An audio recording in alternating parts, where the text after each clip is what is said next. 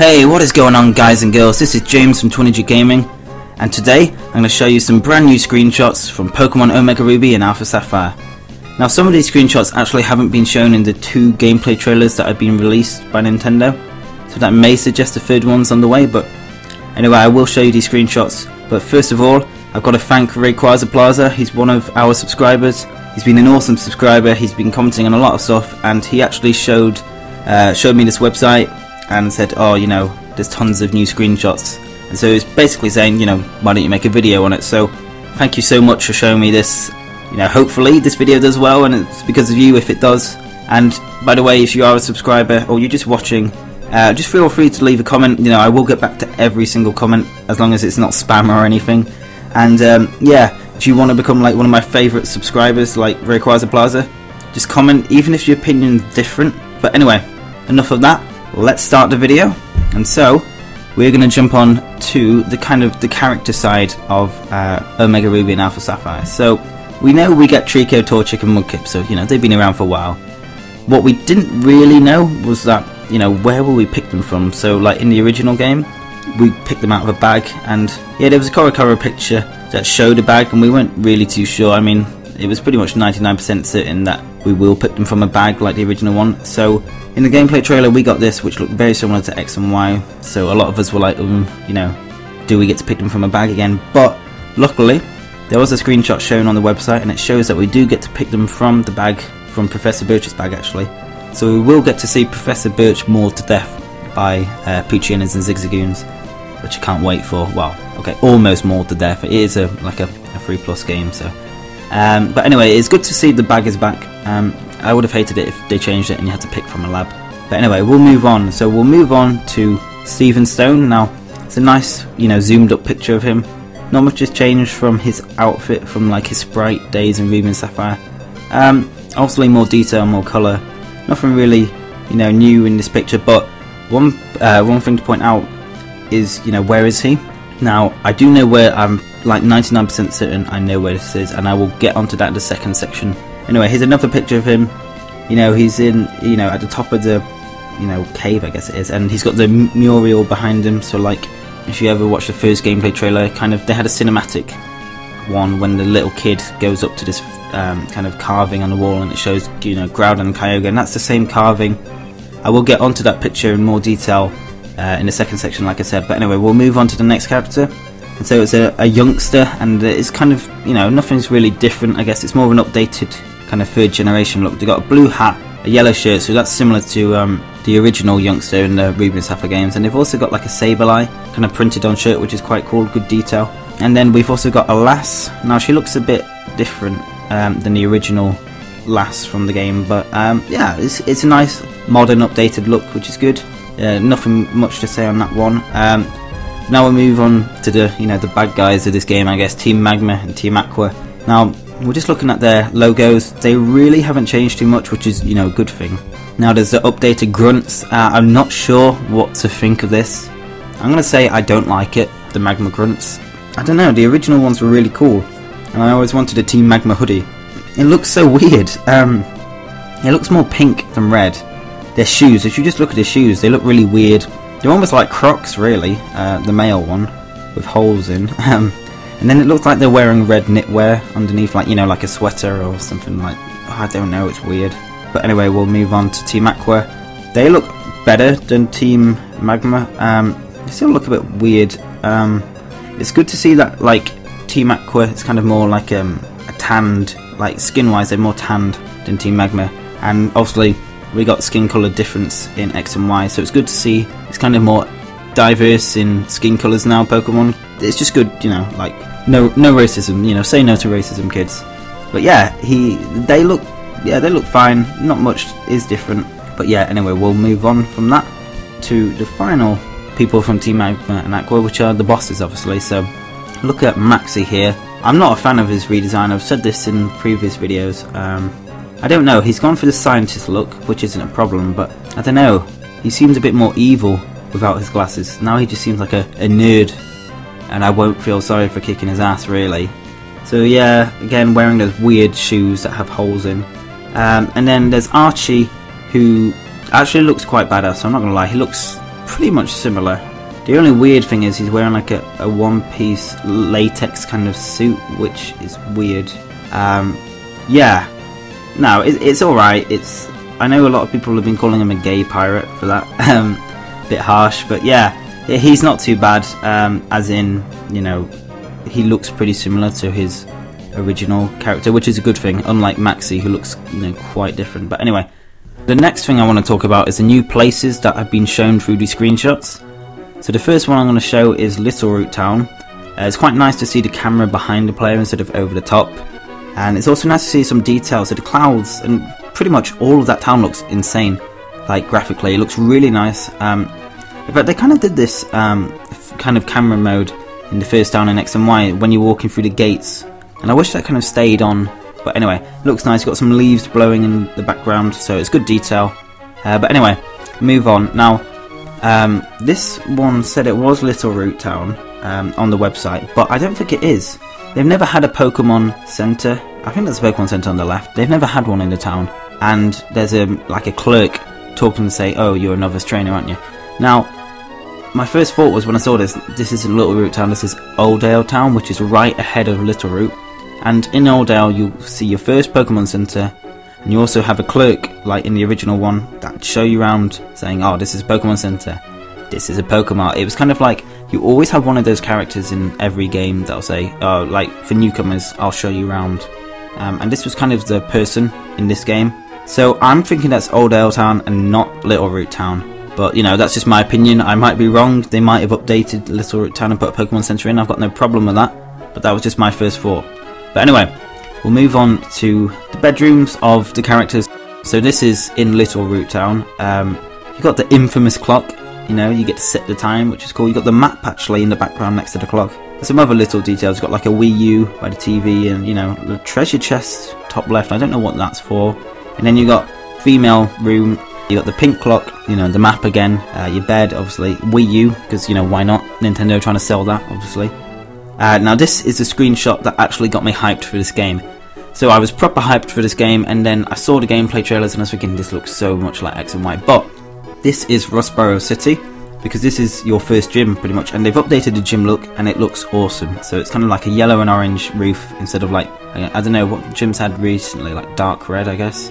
But the town looks really nice, really, I mean, the graphics on that just look great, and I'm guessing day to night is introduced into this game. It needs to be, but the light seems on the top left, it seems to be on, and it doesn't seem to be like a sunny day there, it seems to be more like heading into evening time, so I don't know, it kind of looks like that kind of light to me. But anyway, this is an awesome picture. And then the next one shows inside, and this is Roxanne's gym. And she's the first gym leader. She's a rock type gym leader, so you want to pick a Mudkip or Trico. If you've got Torchic, it's now. I mean, you can win obviously, but if you've got Torchic, you're going to find it harder for the first gym. But anyway, yeah, she's a rock type. You've got some fossils in the background with a nice touch. You've got actually some fossils on display, or rocks in general. And yeah, you got your, you know, the trainers you can see in the distance. It looks really nice. It's a good looking gym, to be honest. And then obviously, this is your badge collection, and that shows, you know, beating Roxanne and getting the gym badge. Yeah, it looks pretty cool. Not much, you know, to say on a badge case, but anyway, we'll move on to the next screenshot, and this is Mount Chimney. And this is, I'm not sure if this is the first place you run into Team Magma and Aqua, but it's certainly one of the first. So this is actually where they're having their kind of fight. They're trying to take a, I can't remember, a volcanic stone or something, or is it a meteorite? It might be a meteorite, and apparently it can affect, you know, obviously land mass, and I think Team Aqua are trying to stop Team Magma. Yeah, so that's, you know, Team Magma fighting Aqua. That's the Omega Ruby version. Anything with the male in this picture, by the way, is the Omega Ruby version. So, you know, it looks nice. So yeah, that's pretty cool. And then, you know, there's more pictures of, you know, them fighting with Puchianas. This is Alpha Sapphire gameplay here. And yeah, not much difference there, but it's good to see Mount Chimney looking nice, good graphics. But yeah, we'll move on to the next picture, which is, yeah, Stephen Stone. Now this is the thing I was talking about, where he will be. Now, in my opinion, he will be in Granite Cave. Now, Granite Cave is outside, it's like on Dewford Island, actually, and you have to go to it and deliver a parcel for the Rustboro company. I can't remember what they're called, but you have to deliver a parcel or letter to him or something, and you meet him in a room at the back of the cave eventually, and to me it reminds me of this this cave, because obviously this is the first time you meet him, and he goes, you know, oh, my apologies, my name is Stephen. So you know, this is probably the first time you meet him, and then obviously he's just talking there, and this is, by the way, this is the place with, you know, Groudon and Kyogre in the background, so they've updated the look of the cave. But the interesting thing is, with the, I think, yeah, the Mac bike has a slope, you can go up muddy slopes with it, and obviously here's some pictures going up, and apparently I was looking into it, and Granite Cave did have a muddy slope, however, it was never on the right hand side, it was always like dead central. This may not be Granite Cave, because obviously you get your bike in Moorville City, which is after Dewford Island. I don't know, maybe you go back to Granite Cave and just get the TM or whatever's up there, because there was nothing, you know, no real reason to go back to Granite Cave apart from a TM. But anyway, I'll move on from that.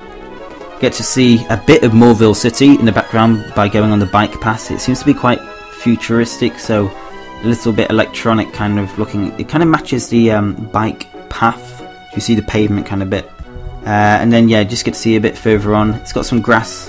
I think one of them you can get a coin case in one of those houses. I think it's the right hand side one, I'm not too sure. But yeah, and then we get to see a screenshot of using the Acro bike. Now I do know what route this is. This is route 119, I believe. It's just before Fortree. It's where the weather station is, where you get Castform, and you can get a few TMs there, and I'll show you the original image now. And as you can see at the top of the picture, it does kind of match up the rails in these pictures. I'm not sure what TM you get, I didn't really look into that, I don't think it's too important, I won't ruin it in fact for you guys. And then the final picture, now this is the most interesting picture actually. So this is Stephen talking to you just outside Fortree, so it's like the right, if you go through Fortree, you go through the right of it, you get to this bridge eventually. And this is where you get the Silph Scope off him, so you can detect Kecleon, because they're invisible apparently, which is quite cool. But anyway, if you look at the top right of the image, you can actually see a little hole in the wall. Now, you know, you might be thinking, okay, what are you on about? But this was pointed out by RayquazaPlaza, because I didn't actually notice this. But anyway, this is proof for secret bases. So secret bases were introduced in Generation 3 Ruby Sapphire, and yeah, you could make secret bases in trees, bushes, and these holes in the wall. And you have to use hidden power, I think it was, to open them. But you could, like, it's kind of like if you play Diamond and Pearl, it's like the underground, except all you do is really, you know, make a secret base. You get all these awesome items actually, like tents and tiles and stuff to put around. You can expand your base actually. But the best thing about secret bases was that if you link up with a friend, you could verse that friend and gain XP from them no matter what level they were. So you could have 6 level 100s verse you, and you get all the XP from that. Like, it's really good XP, but you can only do it once a day. But you know, still a great way to earn XP. But yeah, that's all the new places discovered. So let's move on to the next section. So in this next section, we get to see what evolution looks like. So we can see Pichu evolving here, and this is actually taking place inside the Pokeball. It looks like you have, like, if you can see in the background, there's a dark circle, and obviously the lines coming, you know, off to the left and right. And that, you know, reminds me of the Pokeball itself, obviously.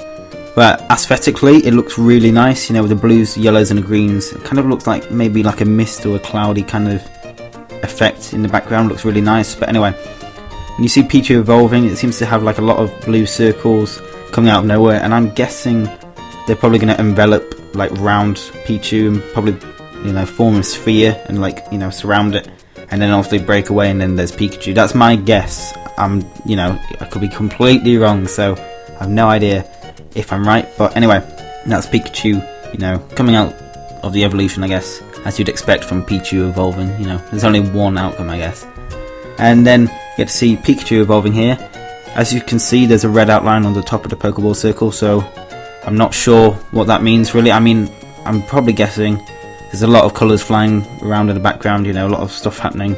I'm guessing it changes a lot in the background, but it's nice to see a lot of different colours, and it's obviously a lot better than the plain kind of boring evolution that we've had in previous games.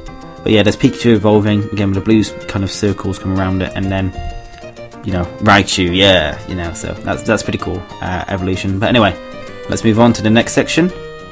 So the next section is a few pictures from online, and yeah, it looks very similar to X and Y. Maybe a few colour changes. I don't know, the floor looks different colour, but it's been a while since I played X and Y Online. Maybe you guys who actually play it, you know, a lot more than me will know if this is different.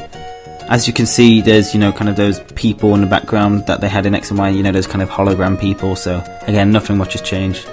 But one thing I do like about Omega Ruby and Alpha Sapphire's battle is they've had like a black box, I guess, for your health and stuff around it. I really like it. It looks a lot cooler, I guess. I don't know, that sounds really lame, but I guess it is. A lot cooler and better than X and Y. And yeah, let's move on to the final section.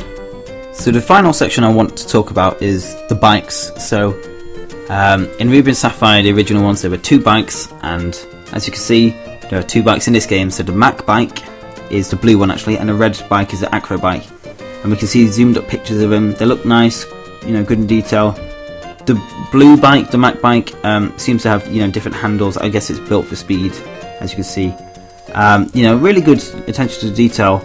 There's actually, by the looks of it, a light on top of the, you know, handlebars, which suggests that there is going to be a day-to-night system. If you think about it, you know, when it goes dark, you get to use it. So I think that happened in X and Y. You had a light on your bike. I'm pretty sure you did, but it's a nice touch anyway. And I'm hoping we get to see day-to-night in this game, because that is probably, I think that I can't remember if I listed that on the top 10 things I wanted to see in Ruby and Sapphire remakes. It's one of my past videos. I'll put it in the description actually, and you can check that out if you want. But anyway, with these bikes, as I said earlier, the Mac bike can go up these, you know, muddy slopes, you know, shown there, and the Acro bike can go along these rails. It can actually do a lot of other stuff. You can do tricks with it, which is quite cool. You can do wheelies and stuff. So that's all I really wanted to talk about, guys. If you like the look of these screenshots, give this video a like.